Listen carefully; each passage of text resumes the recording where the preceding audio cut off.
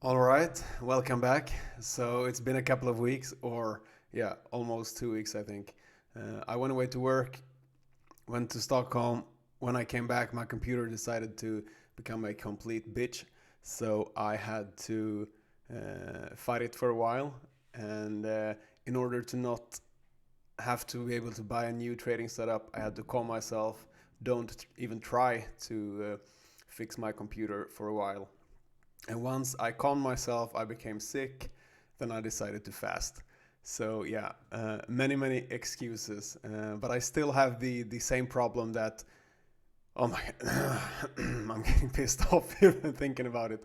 But I fucking hate Streamlabs and OBS. I don't even know uh, why, but it's unusable. I think so. As soon as I pull up TradingView, I don't even have to press record. As soon as I pull it up, the fucking thing just starts to mess with me.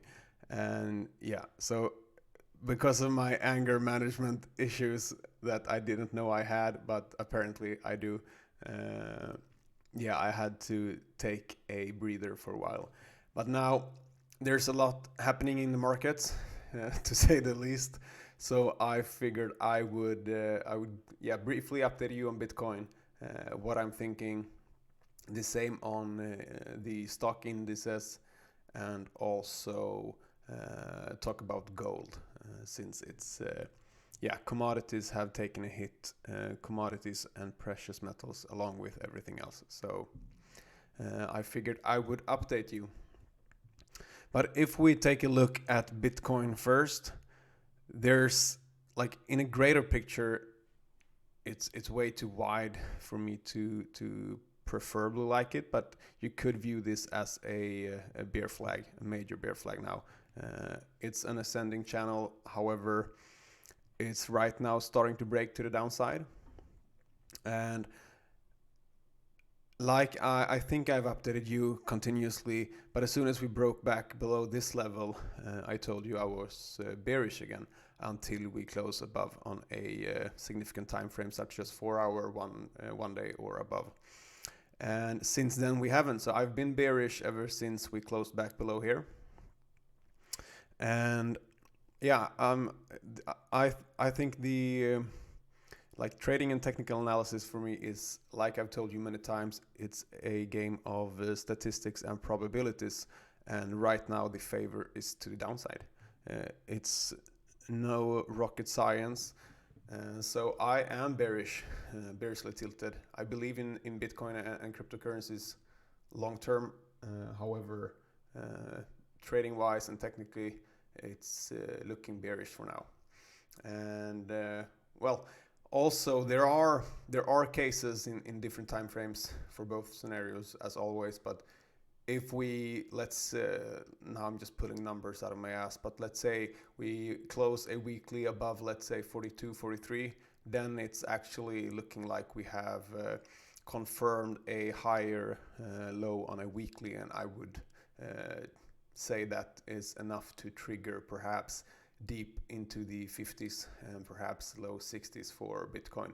But that also is in alignment with having to close above the 45k or 44.5k on a daily time frame or a 4 hour time frame in order for me to be bullish again. So until we close above here, the 44.5 or 45, not exact, I am bearish, but I will turn very bullish if we close back above. Now, I think the first video I ever made was worst case for Bitcoin. And I told you that I thought that 25k was most likely the worst case based on numerous factors. You can watch that video again. However, if we now look at a weekly chart for Bitcoin, we can see that there is a hidden bearish divergence, small one, but still playing out from this high and this high. And Stokes are turning down. And looking at the Corona dump and the bear market before that, we basically bottomed with closure on the 200 weekly EMA. And if we were to like, if we've done that in just recent years twice already, why couldn't we do it right now where everything is going to shit? It seems quite likely. And if that was to happen, let's see, yeah, that's around 25k, not to be exact. It's actually above, it's 26k something, 26, 27k.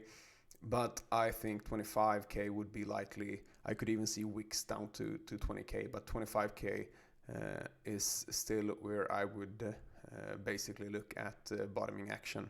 Or like I also told you in a previous video, we're right now in a major range, and so 29k I could see become the bottom as well. But right now, as long as we are below the 44.5 or 45, I am looking down to these targets. It's sad to say, but it's true. And yeah, no rocket science, but I am bearish right now. Let's see if there's anything else to say. It's hard when it's lagging, but yeah. And also, I have been expecting volatility to come in very shortly. We could see the beginning of that happening right now, but as we were approaching this trend line, and also once again, a trend line is not a fucking line. It's there to identify the trend and not specific price points.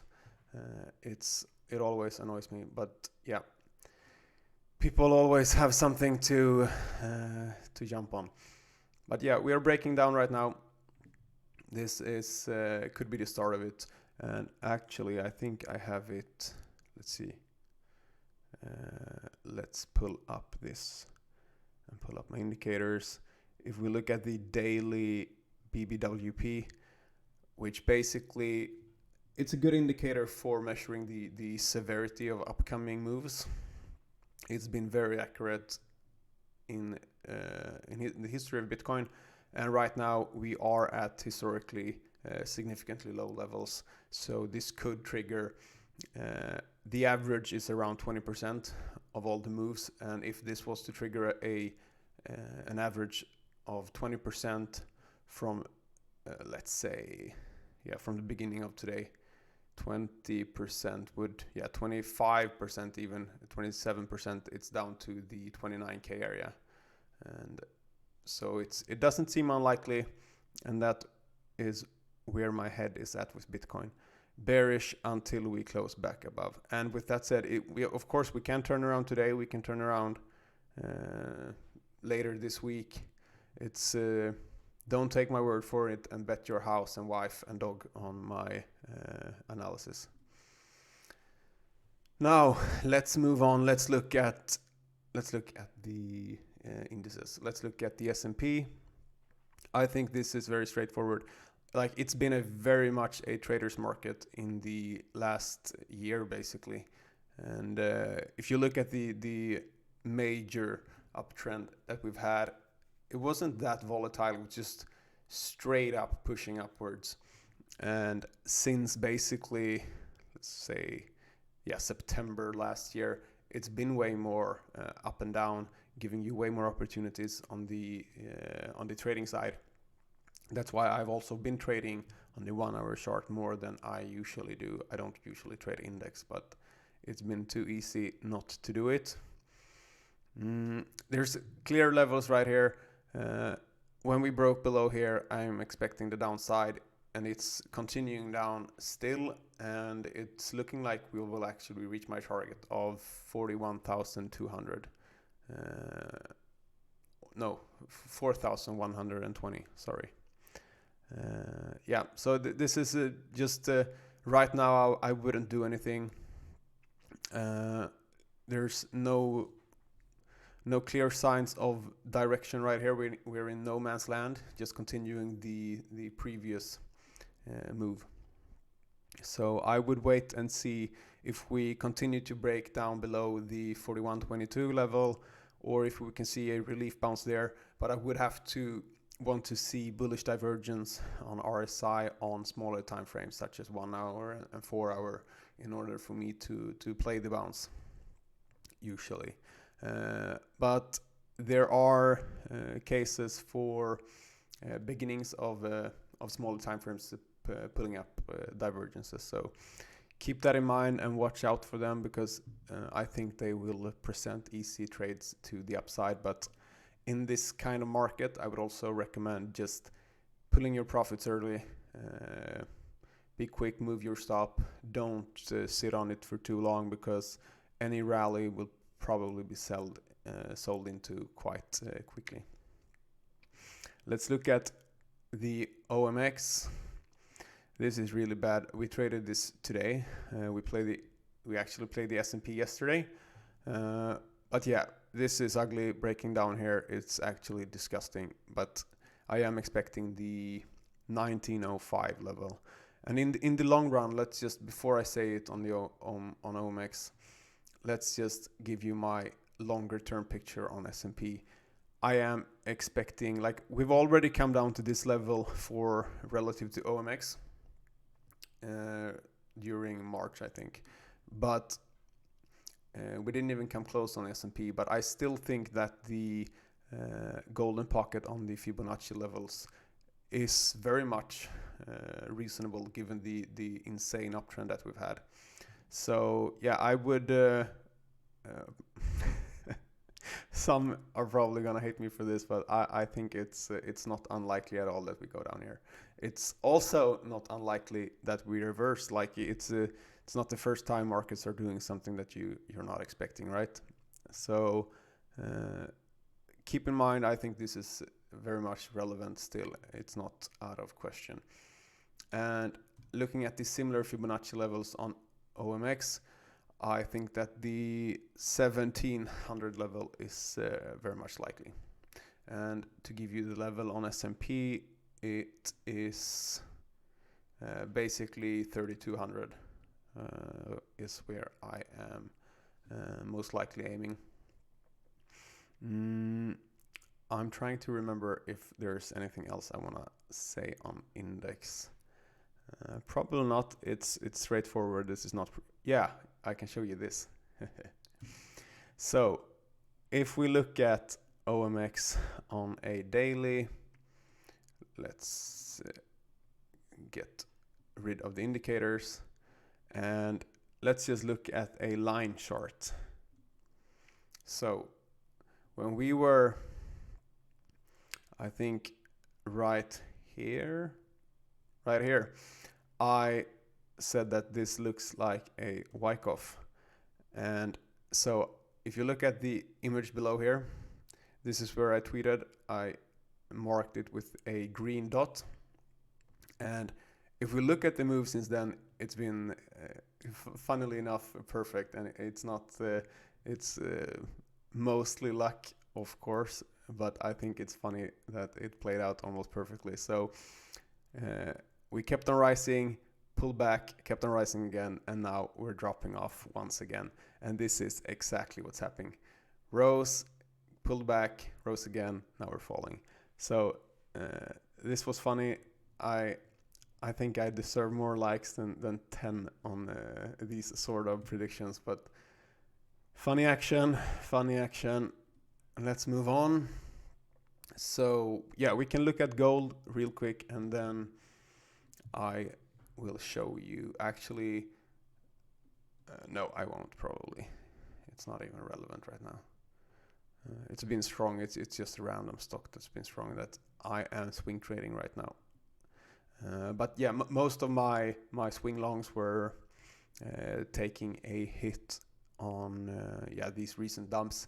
But since I have good risk management, most of you should have it's minor drawbacks.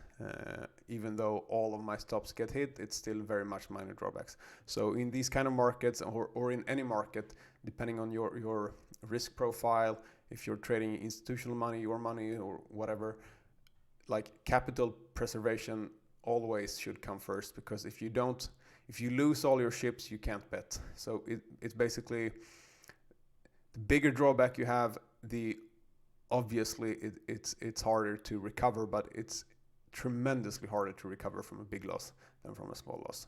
That's why it's like, people don't take it seriously, but catch your losers short, like keep your losers small, your losses small, and let your winners go. And it's so true, but it sounds so easy that most people don't take it seriously.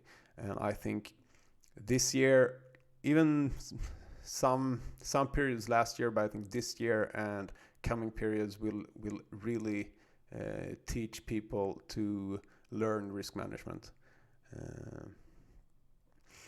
Actually, funny side note, I can brag that I have a master's degree in risk management and financial mathematics, but I am not really using it when I'm trading. It's not that kind of risk management in my kind of trading. So let's look at gold. So yeah, we broke out. We've consolidated since, like, the rumor on town, or not a rumor, but the talk on town has been quite bearish recently, just because we didn't continue to pull. I think this is natural. It's I'm not concerned at all until we close below again, let's say 1879 on a weekly. But that's where I get concerned, and I would get bearish if we would basically invalidate the uptrend if we close back below the 1785 level. So gold still looking good for me for 2022 and 2023.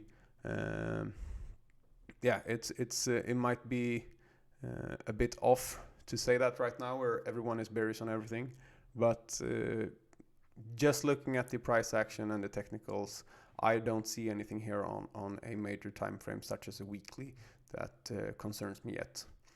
And yeah, so I think this will be it. We covered Bitcoin, we covered the stock market, and we covered gold. Yeah, I will continue to look into my tech issues, both on the quality of the video and also just lag, because I would like to be able to just pull this up without getting pissed off because of the tech issues, and just short live. Don't have to think as much, and I could also way more easily cover charts that you guys wish that I cover, because it actually don't take me that much time to do just brief TA on a chart. It takes me a minute or two.